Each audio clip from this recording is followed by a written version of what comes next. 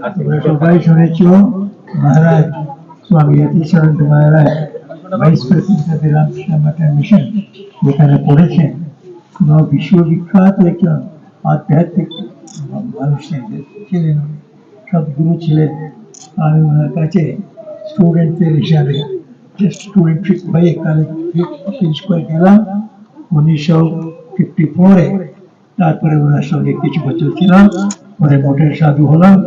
ওনার অজস্র প্রেম আর আশীর্বাদে আজকে আমি এখানে রয়েছি। আমি আমার অত্যন্ত বড় ভাগ্য মনে করে উনি যে স্কুলে পড়েছেন ও স্কুলে আসতে পেরেছি।